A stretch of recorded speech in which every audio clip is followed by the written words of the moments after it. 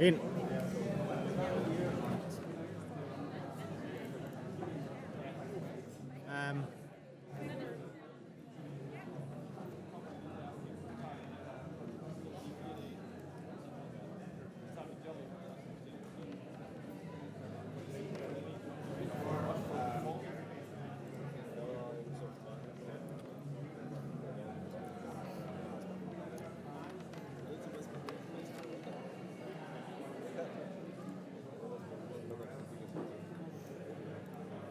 I don't have audio.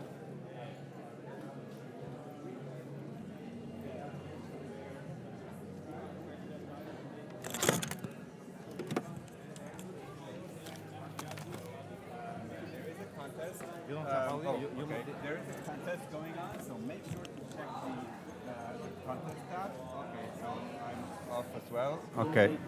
All right, okay. Basically, the last 2 minutes I've been speaking, nobody heard me. But anyway, welcome Mr. Cup. He's going to be with us for a few minutes before Gary Baseman joins us here on AdobeLive.com, because you have something, quite a peculiar project that you've been working on since last time we've met, actually. Yeah. Right? Just a year ago, like here at OFFF. Yeah, yes, exactly and 1 year ago. You were talking about wanting to make this, right? Yeah. And this year you did. So let's talk about this a little bit. So this is a letterpress calendar. So this is basically how it looks.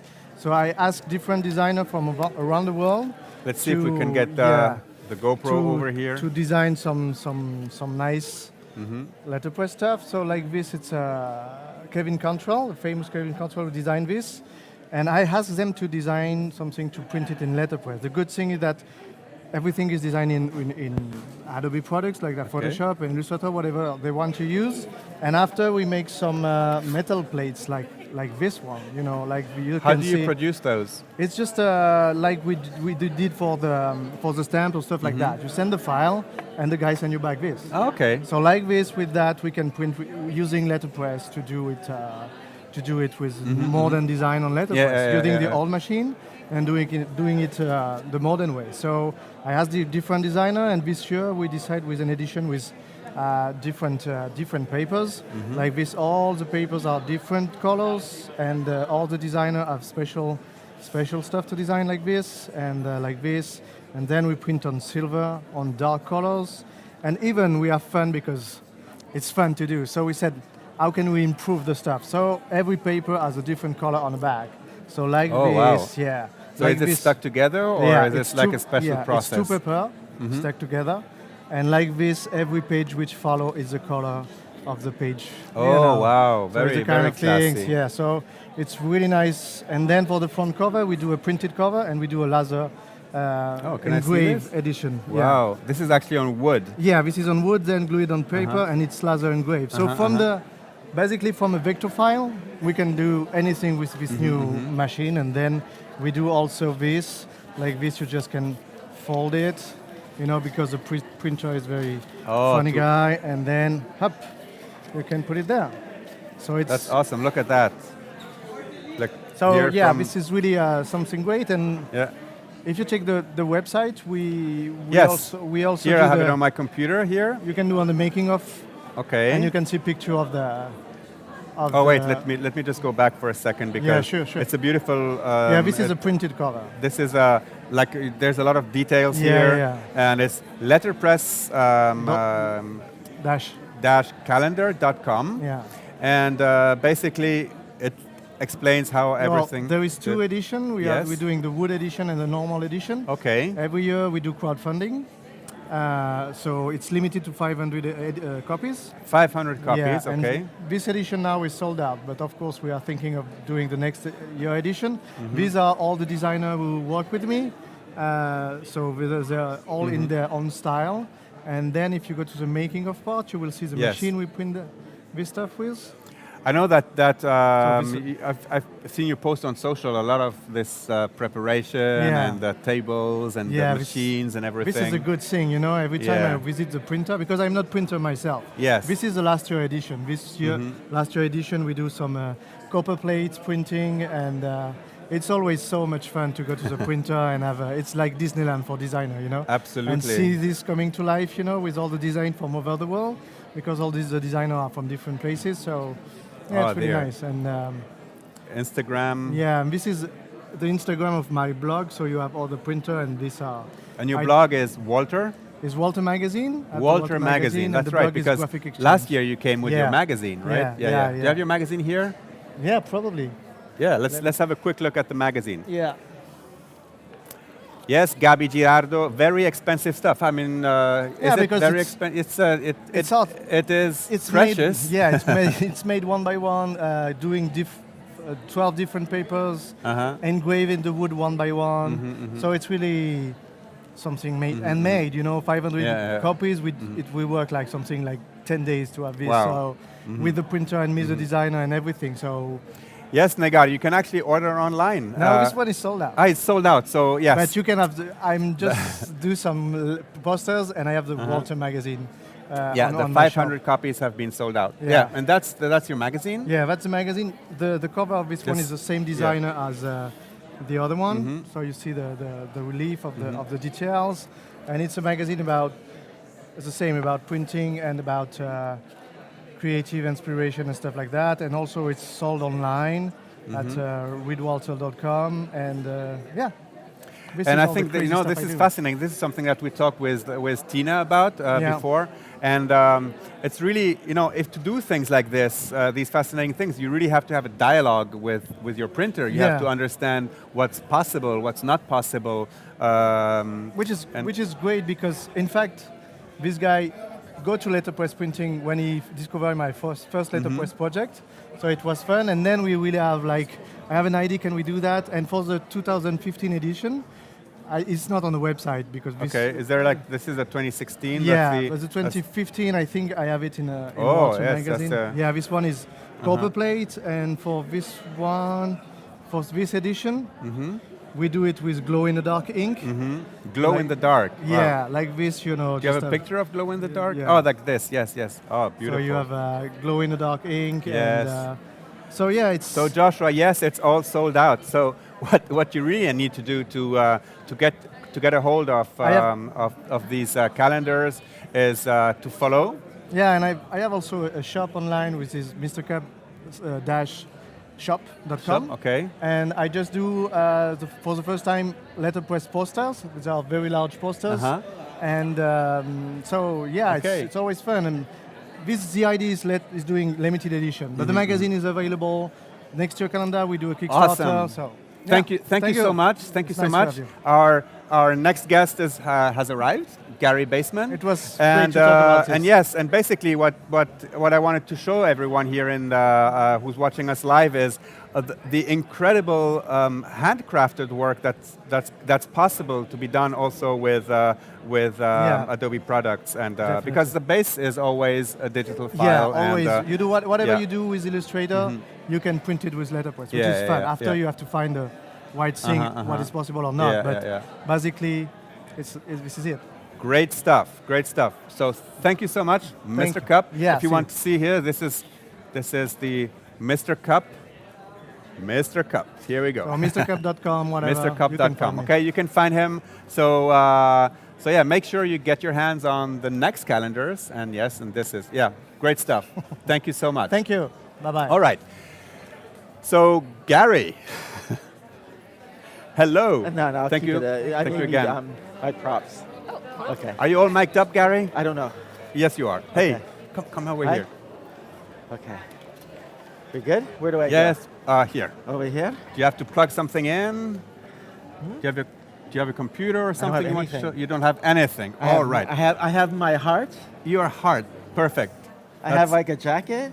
That's all it I've takes. got Toby. I got a sketchbook, but it's a new sketchbook, so there's not Okay. much there. But I All can right. we'll talk. Yeah. No one told me to bring us Okay. material. Doesn't matter. And You I- brought your Yeah. Does it have a name? He has a name. Do you have a name? I have a name? Yeah. Yes, Rufus. Rufus. Hi, I'm Gary. Hey, Gary. And this is Toby. Toby. Yeah. So Toby was created in 2005 from an exhibition titled For the Love of Toby. Okay. So I created him in the sense that he was the keeper of your secrets, or in a way, like the keeper of your dirty little secrets, but he loves you unconditionally. Okay. And I'll tell you what, I'll get the GoPro over again here Yeah? so we can have a look at your sketchbook. well, it's a brand new sketchbook, so I wish there Okay. was more to see. But this is, I started doing this on the plane. This is sketchbook number 146 Okay. in my lifetime. So I started doing this on the plane. I was doing this while I was nodding off. And this I was doing because I had a good friend who actually was just about like a subway stop away from the terrorist attack in St. Petersburg. Oh, okay. Because in the fall I was there for 3 weeks in St. Petersburg, Moscow, and Kazan, actually lecturing about personal expression. Okay. And so after the attack, I wanted to do a drawing just to let people know that that my heart went out to the innocent people. And then here is just the latest drawing I've been doing during meals, wonderful meals in Barcelona. Okay. So, and that's it. So it's started now, but maybe I'll draw. So you already drew the cover, like the Well, cover? I always paint the cover. You paint the I paint cover? the front and I paint the back Okay. of the sketchbooks for the last 15, 20 years. As a way of kind of documenting my mindset of where I'm at this time. Okay, because one of the things that people always say with their sketchbooks is, like, it's always hard to start the sketchbook. Really? Right? Yeah, like how are you going to start with the sketchbook, right? And some people say, okay, just scribble on the first page, and then it's not a clean sketchbook anymore, and you can feel comfortable. I don't think Continue. I would. You For don't have me, that. You don't have that issue. Drawing, creating is like breathing. Okay, Yeah. great. So it's like saying, people are like worried about how do you breathe. It's like, Yeah. I mean, I can draw. I feel more comfortable drawing than I actually do breathing. Okay. I find myself all the time holding my breath. Uh-huh. Yeah. Maybe just worrying about life. Yeah. So it's good. Okay. And so, All right. and so with the camera, where we are. like where, okay, now we can go back to the GoPro. okay. And if and- someone could give me some water, stuff like Yes, that. would be I'll get great. you some water. Okay. Yeah, you continue, Okay, and I'll excellent. get you some water. Some water, and GoPro, please.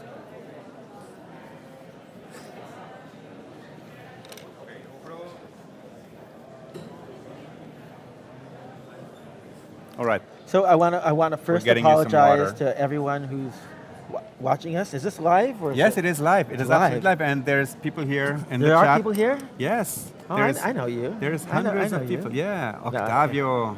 Okay. Hi, And Octavio. Vanessa and Casper, Frank, So, Martina. so let me first apologize to everyone for me starting late. Yeah, that's Oh. okay. We're Thank one big you. happy family, so we Here you can do go. everything. Yes, absolutely. So, hey, this is my old intern. All right. Hey, Amanda. And she's going to Hi there. appear So you say hi. live. Yeah, you're going to appear live here on Adobe. Come here. Hi. How you doing? Hi. It's a- good, it's a good, big good. family. So, yeah, so we're just doing an interview. So we just started, yeah. So welcome to Barcelona. Thank you. All right. Okay. So, apologize for my tardiness, but I thought we were on Spanish time? Yes. Not here on AdobeLive.com. Nope. But no problem at all. Yeah. You're here now. I am. So, And you have me, and I'm here to give myself as much as I can okay. while you have me here. All right. Yeah. So you were saying you were going to sketch something for us? No, I'm just going to draw, but I Okay. can start something new. Okay. So usually it's a way of relaxing. So for me, art is, I've been an artist since I was a little boy. It's all I ever really wanted to do, and all I pretty much know how to do. But art and how I work and the way I create, I like to challenge myself, and also it's important to challenge others, and also how to work in many mediums. But the act of drawing is like a type of meditation. It's like, again, like I use the analogy of breathing. But because we breathe doesn't mean we're truly alive. Yeah. We need to breathe to be alive, but just because you're breathing, you can say, I have a full life, Yeah. Because I can breathe, Yeah. you know? And so to understand what life is about and to understand what art is about, if people see drawing, they get confused and they think, well, that's just what art's all about. And this is only one approach to the depth of the things that I do create. You know, I'm a filmmaker, I'm a photographer, I do art performance, I do fashion, the idea of collaboration, the idea of traveling, the idea of inspiration, and the approach of, even I try to make my social networking as an approach to art making. Like even when I do something on Instagram, if you went to Gary Baseman, you know? Yeah, I mean, is I try to make every post here's your Instagram. should be in a way something that nobody else could post, you know? And so always finding a way that represents something very personal, but at the same time in a way that other people can appreciate it or take something away from it itself. Yeah, so Gary's Instagram is Gary Baseman. Yeah. Simple as that. And on your website, I saw that, you know, all these things you said, that you know, you photography, you do filmmaking and fashion. This is actually a good representation of you, where you show a little bit of all of these. It's an facets. introduction. It's an introduction. Yeah. I mean, that's what we have to understand, what the web represents, what technology represents, and people get confused because all of it is new and all of it is ever changing. Yeah. And with that, they start thinking that the medium is the message. And it's, for me, you know, I think it does in some respect, but people shouldn't, like for me, I feel like technology is so new, and even like with social networking, is that humanity is being forced to fit in to the way that they exist, rather than that the technology should be working for us to really produce and create the way that we truly, as human beings. So are you trying to use technology in the way you just explained, like in ways that are maybe not made for it? I mean, I'm not like a programmer. I'm not using it in that respect. But when I have access to it, I'm trying to make it fit within my own life. But at the same time, just like, for example, within the last quite a few years, we're living in a hashtag generation, where if you want to feel relevant to anything, you have to be referential. And I think that is necessarily, not that it's against the way humanity works, but I feel like humans are now creating based on, because of that technology, the way the computer works, the way the algorithms work, that we need to emerge somehow. Be referential. Like, I don't exist unless I tell you I'm inspired by Warhol or Banksy or something, and then that makes you have a sense of importance. And for me, when I was young growing up, my belief was to be an original. How do you be something that no one else can be? How do you create something that exists, that represents the times that we live in, that you leave your mark, that people can come to you and be inspired by because you are, you know, this unique individual. Like the idea of who the Beatles were, or the idea of being a Picasso, you know, the whole idea of that being this special artist, where now a lot of it is in these kind of clusters.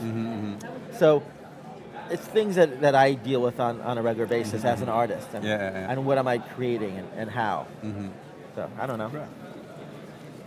So You see if there's any questions. any questions? No, sometimes they ask questions. Okay, no, in the there chat. should be questions, but I could also talk about just art in general or life or. So for myself, the importance of working in many different mediums. So I started off as an illustrator. I was born and raised in Los Angeles, and where I wasn't the best place to be an illustrator. It was really at the time more of a second market, and really, if you wanted to be known nationally or internationally, you had to be in New York. Yes. So I started taking trips to New York, and actually first being rejected, and then eventually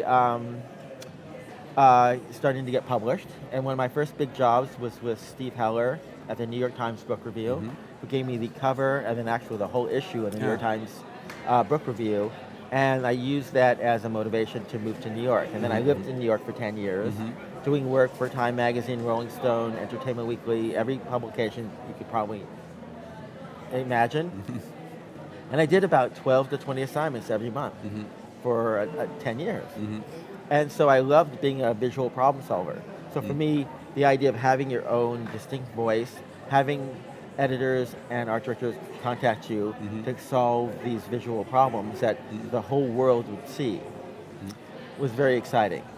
But during that time, I also, even from the very beginning when I was even successful as an illustrator, I still had a hunger to accomplish more things. And I wanted to have an animated TV series. And then Nickelodeon came to me once, asked me if I had any interest in doing an animated show, and if I had ideas.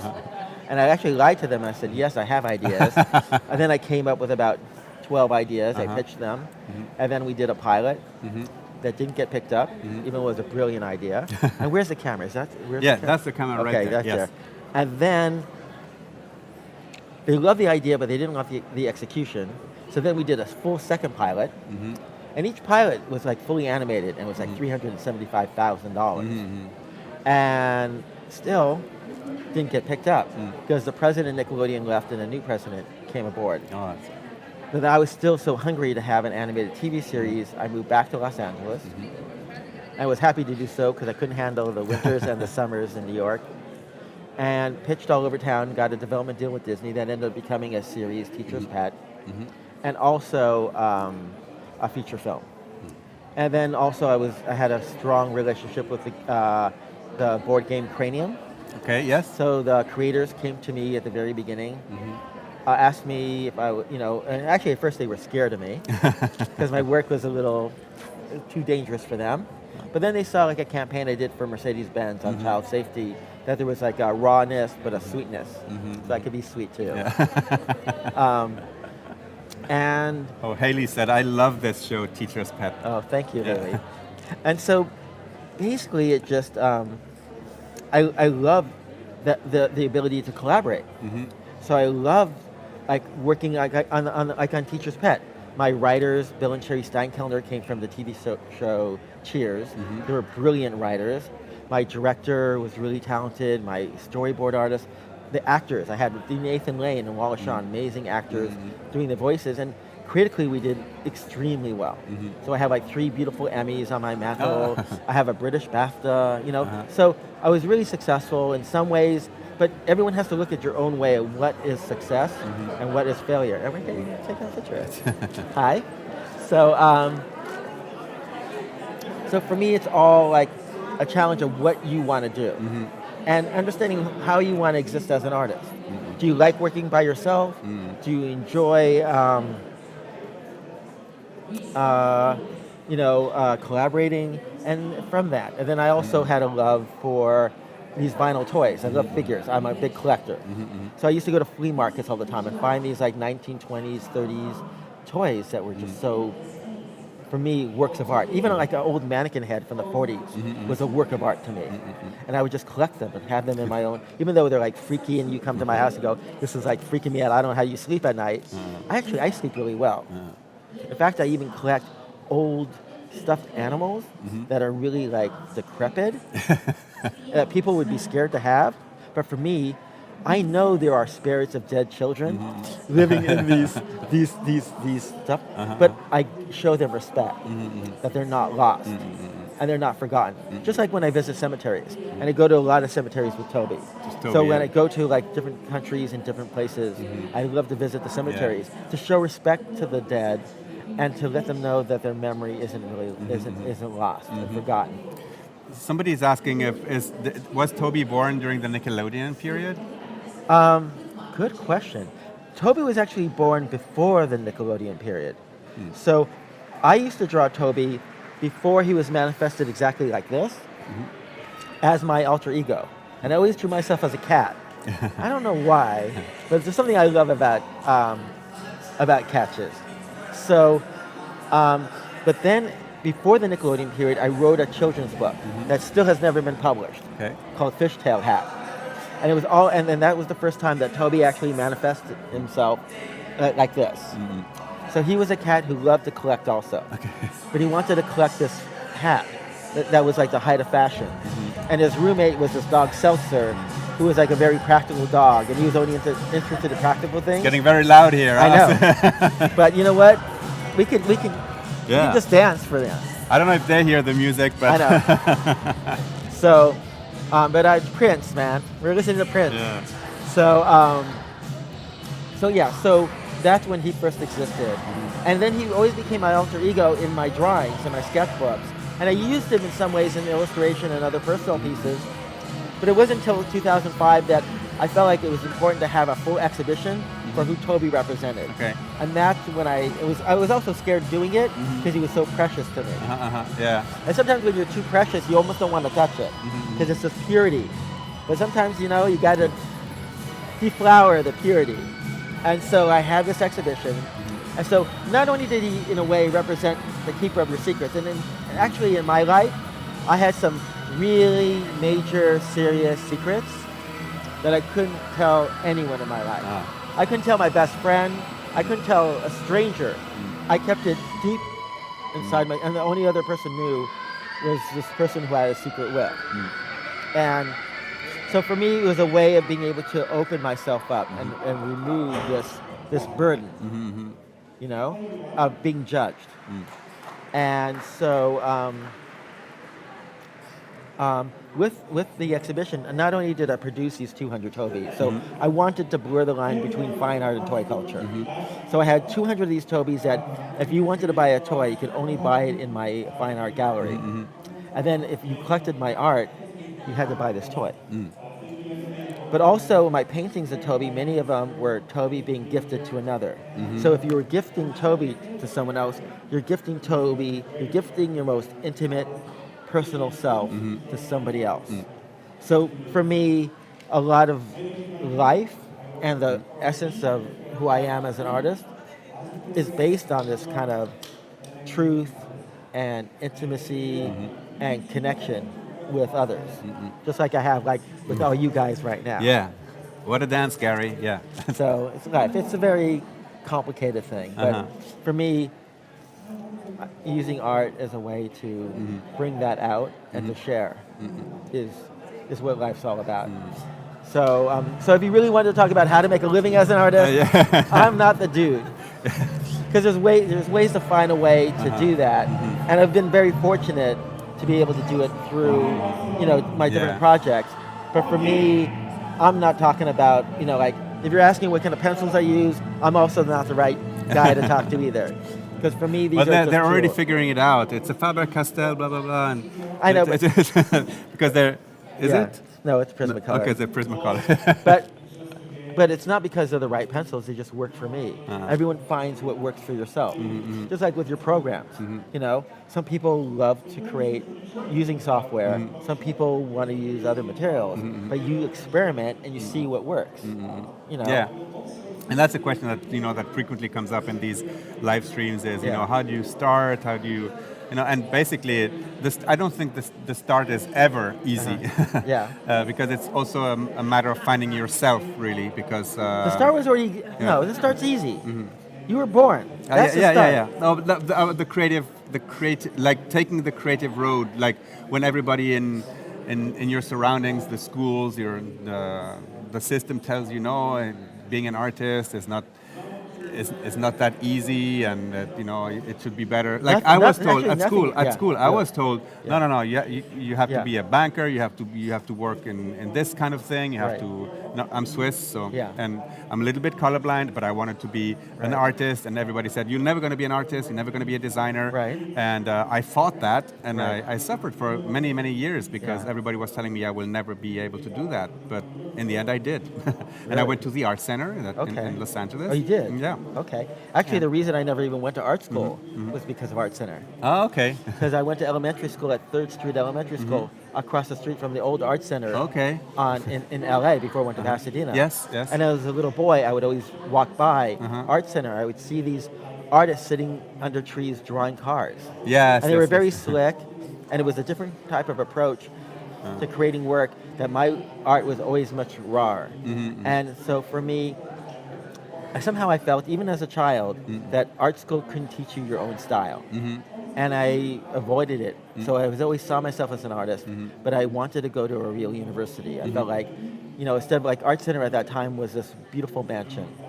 And I wanted a campus like Harvard or Berkeley or something. So I ended up going to UCLA and I was a communication studies major. So my background is in free speech and the First Amendment, which also plays an important role in what I create, especially because of my family story. My parents came from these countries that were totalitarian, authoritarian, and the idea with America, in theory, is that we are a land of opportunity and a land of free speech, even though right now we're in, my country is occupied by a force, and hopefully we'll be able to resist and free my country again. So. Yeah, that's a tough one. Yeah. I never thought I'd be in this kind of position, living in a life where right? we're, Yeah. I mean, I've had like leaders that were horrible, and maybe I didn't believe in them. But this is the first time I feel like it's an occupied White House. Yeah.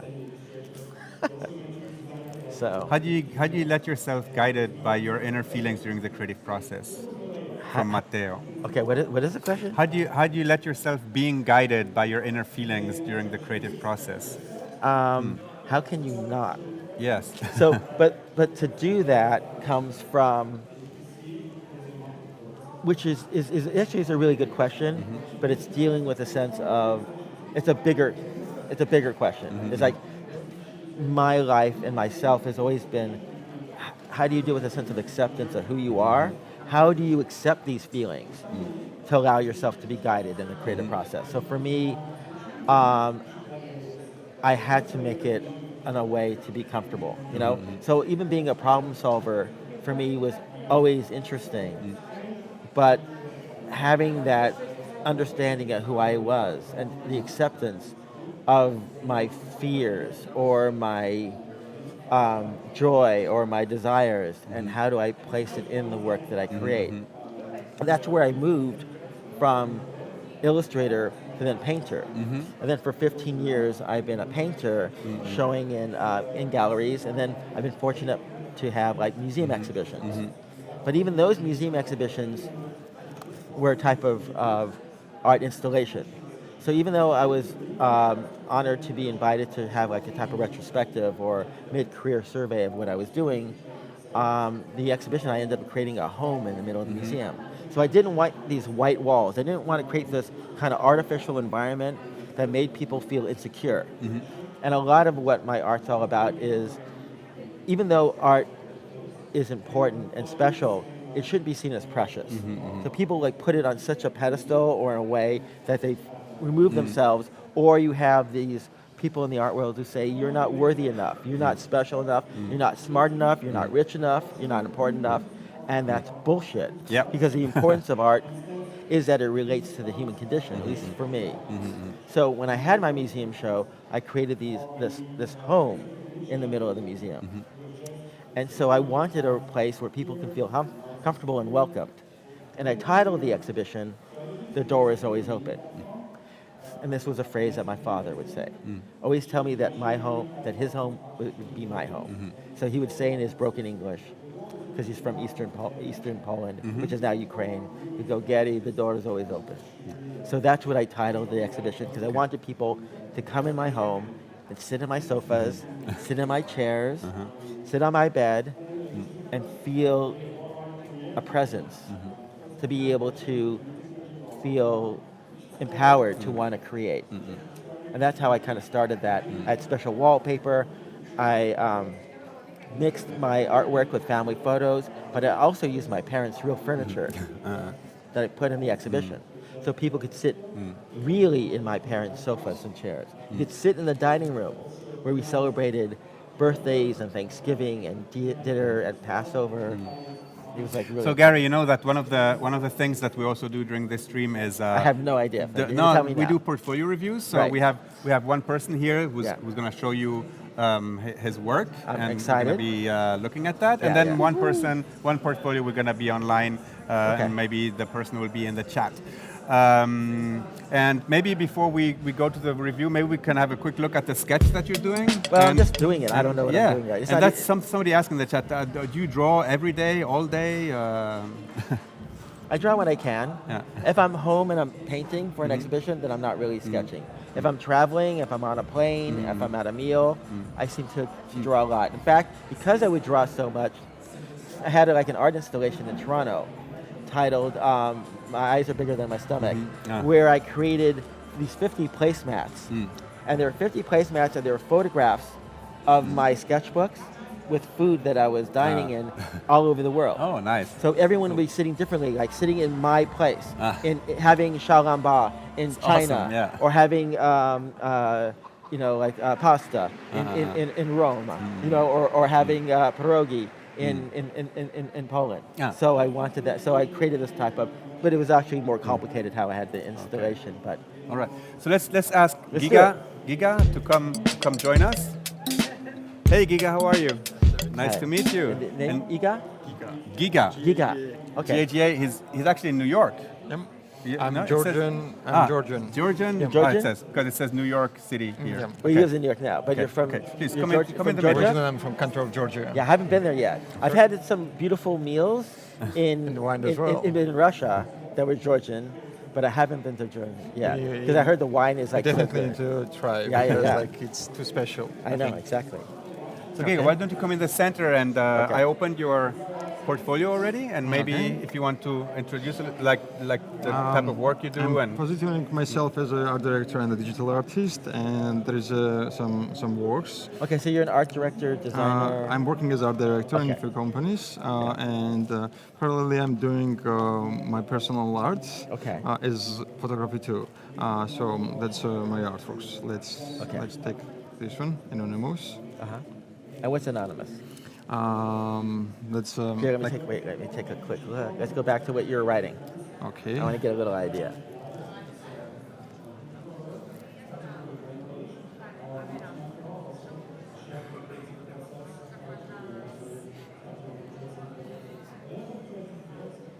I tried to be short. He tried.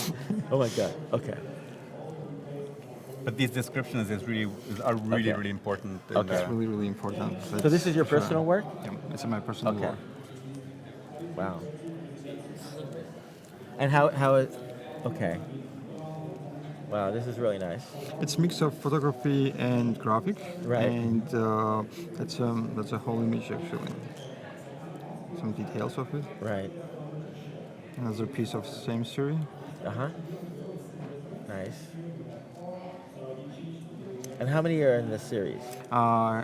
Here I have 4 of them. 4 of them? Okay. But generally, I'm trying to work to have in projects minimum 4 pieces. Right.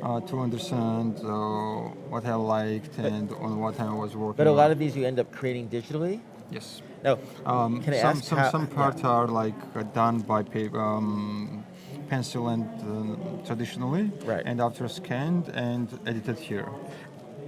May I ask you, why would you like? And what do you plan to do with these particular images? This is for, let's say, exhibition. Okay, so if you do an exhibition, and of course now within the fine art world, they do accept one-off prints as a representation of art. But also, there's a certain beautiful rawness in the layering of what you're creating. And so I'm curious of why you would, have you ever tried doing this just through paper and through collage rather than, digital in a way? I was trying to do everything that traditionally before when I was studying in Tbilisi Academy of Arts, but it takes a lot of time and Everything takes a lot, yeah. that just connected with time. But- because working in company Sure. or doing some commercial stuff and after having some space to work traditionally, it's a bit hard today Okay, for me. but for me, the one important aspect of creating things digitally in the publishing world is the speed that you're able to produce stuff. Like even when I had my animated TV series, everything was they wanted to emulate my work as if it was my paintings.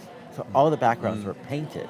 But this is like 2000, so this is like pre all this kind of where things have grown so much more. But everything was still like hand painted on canvas, where now it would be foolish to paint everything on canvas. Now you would use it digitally because you have the technology to create, like what we did is we painted on canvas, but if I wanted to change the color of things, we did things through Photoshop, But now if I did it, it would be done digitally.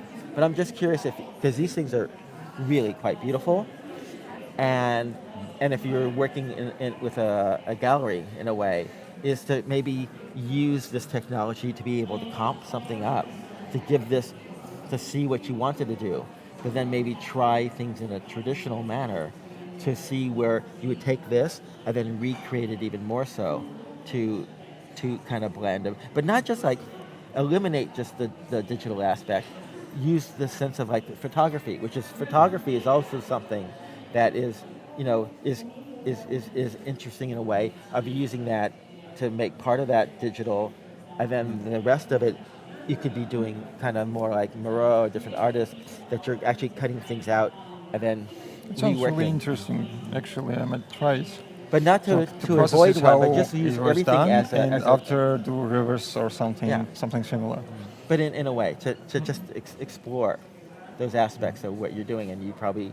But right now, having 4 images, I think is a really good start. But with any like gallery in a way, they would want to look at a fuller body of work. They want to see about 12 images or so, like any kind of portfolio. Especially when you come from being an art director or designer, where your work is really more about problem solving. Where when I was an illustrator, you still had your own personal voice, but when you're working as an art director designer, in many ways, you have your General voice. perception. They want to be open for you to solve solutions in many different ways. But there are other projects that. So that's it. Yeah. So So but this is there is another really one nice. that you want to highlight? We can switch. Let's say on that one. Please tell me more. Can I zoom it out? Oh, Like this. Okay, cool. And so tell me about this project. I pushed that project without body text, like idea, because it's just please tell me more. Right. And it's all about perception, personal perception, what you feel when you're looking at it. Okay. And Chanel. That was connected to Paris, so Wait, it's connected to what? to Paris. Oh, to Paris. Okay. Some details. Right. Oh, cool. And what is this? It's continuation of it's same project but like another piece. Okay. Nice. Same here. So again, I think these are really nice. They actually, even though it's produced quite differently than the last, it still feels like it's coming from the same eye. Same eye, same attitude. But at the same time, it's also much more digitally created. So this, I wouldn't even question that this exists the way it is, and it should exist this way. And this could work, if you wanted to have a wall, this would have a certain impact as an image, So depending on how and how was this used, or is this something just personal? Sorry? Was this used? This is personal too. Okay, so, but this is something that if you wanted to exhibit it, instead of it just being a piece that would fit in a frame, I would never even see that as something that fit in a frame. For me, it fit on a wall. It more as like something that should be seen or have challenged the viewer by the dynamic of the size. At least for me. I mean, how did you imagine this piece? Did you imagine it just to be like a 4x6 poster or an image, or? It was for like some work to use after somewhere digitally, not on paper. The last project, Right. like let's say somewhere in marketing, so for key visual or maybe for cover for book or something. Okay. This is something you did for OFF in 2015? That was for OFF. It was Don't work with exhibited here. It was exhibited. It was exhibited here. Yeah. And Again, this is really nice. Yeah. I mean, it's a nice play of like abstraction mixed with dealing with a sense of the human form, but just breaking it up. Some details. Another one. That's great. But you've been doing this professionally for a bit, for a while? Sorry? Have you been doing this professionally for a while? Actually, I'm on that right now. What do you mean? I'm doing visuals for key visuals mostly. Okay. So, But like how long? When did you graduate school? and graduated school 8 years ago. Okay. Yeah, so that's what I mean, because the stuff looks like you've developed it. Great. That's nice. Same here. And the last one we can. There's the old series. We have time for one more, and then we. Okay, one more. Just I'm trying to find it.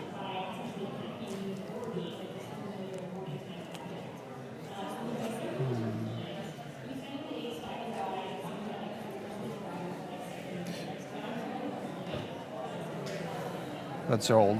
Oh. Really old project.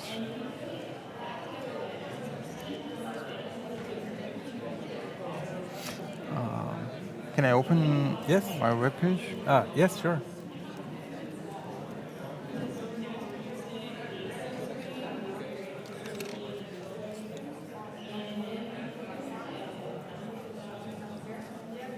Okay. Okay, here we go. Now what is this? It's another personal project. Actually, it was used for T-shirts. It's old project. I've done that with my friend in New York, and that's similar. Wow, it's nice. Yeah, these are beautiful. Yep.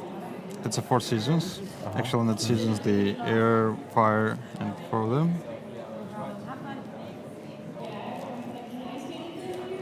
That's fire. Right. Wow. This And these is are actually air. probably even, as much as I enjoy the other pieces, these are like my favorite. And And because there's a sense of... the name is Beware First Properties. Well, thank you, Giga. But I want to look at it a little bit more. Okay. Because they're really nice. Again, they all fit well together. The way you handle the elements, there's a the sense of rawness and beauty. There's a certain surreal and modern type of feel to this, but it still feels a sense of contemporary. It's nice. Cool. That's great. It was nice to hear. It's a pleasure. Thank you. Thank you. Thank you so much. Thank you. Thank And, you. and now is your mom still in Georgia?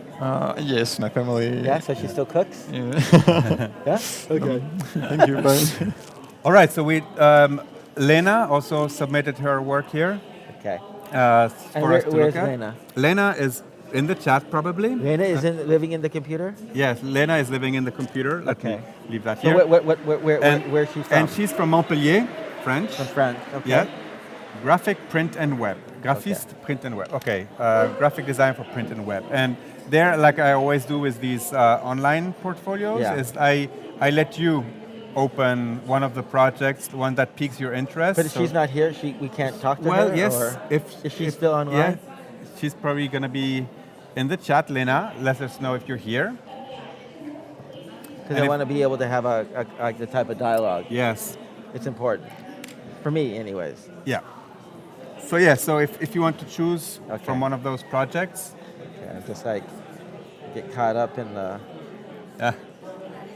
Okay. Adding some color. Adding a little color. Okay, let's take a look. All right. Here we go. She's not here yet, huh? All right, so let's... And I'll see if Lena's here. Okay, Yeah. so here are some projects, some vector illustrations, some drawings. Right. Okay, so this is her portfolio. Now, what is this? This is... See, I don't even know what this is. This is her Behance Behance. portfolio. So I don't even know what Behance is. Behance is a community of designers. Okay. Actually, millions of designers who share their work on here, and it's also a very good way to showcase your work and to for. Okay, and she has these pieces in here. Yes. It's like 1, 2, 5, 11, 18 pieces. Yes. So, and she calls herself a graphic print and web. Yes. Okay. So for me, there's many different things to choose from because one, there's a illustrative part of who she does. So you can see the ones that I'm actually a little bit more attracted to because I come from being more illustrative in what I create rather than design, you know? And so for me, like even when we were looking at the other portfolio, the style was very kind of a little bit more mature in how it was done. Here, the work's all it is playful, but there's like a few different kind of styles here.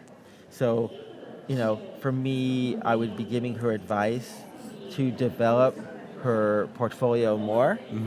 So, again, to get work from art directors or from designers, you want to really project your visual voice. To establish a tone, right? You want your voice. You want a uniqueness in who you are as an artist. And here, a lot of it seemed a little much like problem solving. And it's all quite nice, but again, you can see here, like here, this is beautiful, you know? You have this, you know, the image, and even both are beautiful. But it's like she's showing, you know, I don't know if this is a sketch and this is a finish, but part of me loves the sketch. I love the sketch too. The sketch is almost stronger, in a sense, because there's a certain confidence than the finished piece itself. Because the finished piece has a certain kind of like, almost, you know, it loses this kind of strength. So for me, I love this thing here.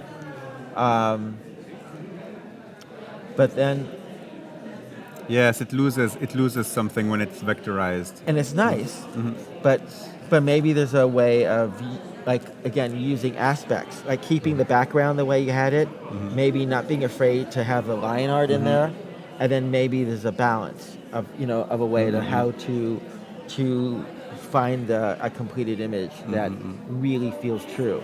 But then I would want to see 12 images that not comes from necessarily a series, but even dealing with other solutions. Like when I would be hired from a publication or even advertising, they hired me not just for my look. They hired me for how I think. And the combination of both. When you saw my work, you said that's a Baseman. It was not anyone else. Yeah. Couldn't be anybody else. And if it did, it was somebody imitating me. Now, did I do that on purpose? Yeah. Did I do it? Did I work at it? Actually, I can't draw like anybody else. If I try to copy somebody, it still look like mine. So by having that weakness or strength, it worked for me. So let's look at something else. And hopefully she's here, but I don't know. Yeah, I haven't seen her yet. Okay, how do we go back? So then you have like something like something here. Again, they're cute, but there are all these different styles. So I would look at this, and in some ways, it feels like it's different artists doing it, even though it's kind of interesting. So you have something like this, which is playing off of the grotesque and playful and cute. And then you have something like this, which is completely cute. Yeah. You know? But again, this has this... But there's different like here too. It's like, you know, these are all seems like studies. Rather than having a portfolio that an art director would feel comfortable to hire. And for me, this may work in a small town, like a smaller village that somebody wants to hire you, and then you work in many different styles based on a particular client solution. But generally, most national, international companies are looking for someone who has a strong voice, and they're not going to ask you to draw in some other style or do something else. Yeah. They want you, you know. Yeah. Still looking. No. Maybe. So again, everything's kind of nice, but I feel like it needs to be developed more. You know, because also I don't see a point of view in humor, in presence, or something that. Well, Lena, I hope you found that that information useful. I think that was very, very good advice. Gary, what can I say? Our time is over. Okay. We're gonna have to part. Okay. I could be listening to your stories much longer. Well, I'm happy to be here. Yeah. And you're going to be talking here at OFFF. On what topic? Well, similar to what I've been talking about, Okay. my work, but again, the sense of self-expression, the importance of others to develop their voice, and I kind of use my career and showing these things as an example of what you can produce. All right. Yeah. So thank you so much for swinging by our live stream here. Hey, on I'm happy to be here. Adobe Live, and thank you. Sure. And we'll be back in 5 minutes with Victoria Ivaldi and talk about her graphic design. And she's a graphic design student here from Barcelona of French origins, but it's going to be super cool. So stay tuned. Back in 5 minutes. And thanks for Thank coming you, out. Gary. Bye-bye.